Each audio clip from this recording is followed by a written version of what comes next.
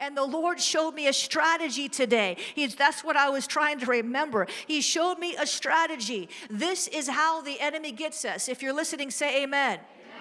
This is how he gets most of us. If you are mature, if you've been walking with the Lord for any amount of time, this is one way he will get you. This is how he gets you.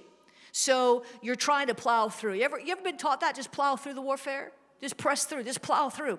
Just plow through. Just plow through. Just plow through. Just plow through. That was what I was taught. I came out of a church that all they taught was warfare. That's all they taught. I've been out of that church now for like 15 years, but that's all they taught. That's all they taught. Plow through. Press through. Plow through, press through.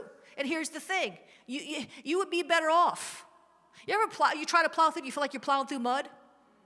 Nothing's changing. You got so much work to do.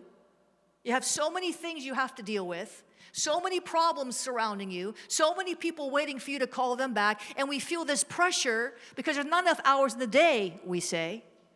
There's not enough time to get it all done, we say. You ever felt that way, or is it just me? I know you have, because you're a professional woman, right? And what happens is we try to plow through because we say, well, I can't take the time to go sit in the presence of God. I don't have time to stop what I am doing to go spend time with him to get the strategy that will lead me out of the mess that I'm in. I don't have time to sit in his presence and wait for the wisdom on how to deal with this difficult person. I don't have time. I'm overwhelmed. I'm overloaded. I can't spare the time to get on my lunch hour and just fast and pray so that I can get the strength I need to plow through. And what happens is, because we don't stop, the enemy doesn't stop either. When we stop, he stops. What am I saying? When we stop and draw away into the presence of God, the enemy, we're hidden under the shadow of his wings. We are in the strong tower. We are hidden away. And then we can receive the revelation, the strength, the peace, the joy. And so the Lord showed me that this morning. He says, you have to go back to what you always knew to do. Because back in the day when the warfare, before I had this many responsibilities, come on, how many of you have more responsibility now than you did 10 years ago? If you're an adult, then your answer is yes. Because the responsibilities, they just grow. Amen? All you young people in your 20s, be blessed, man. You want to be grown? That's good. I'm a grown man. That's good. When you get grown, you have a lot more responsibility. Come on, man of God, in the you know it. He's like, that's right. He's, I'm grown, and I got a lot of responsibilities.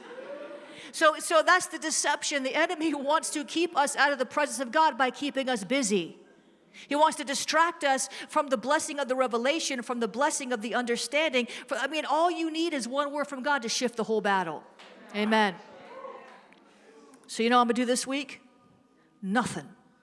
I ain't doing nothing. I do that sometimes. I say, Lord, I am not leaving. I have a prayer chair. I am not going to get out of this chair. For any reason, except to get coffee, for any reason, until you tell me what to do. And until we get that desperate for an answer, the devil will keep beating us up. Because if we had the answer to make the warfare stop, we would have stopped it already.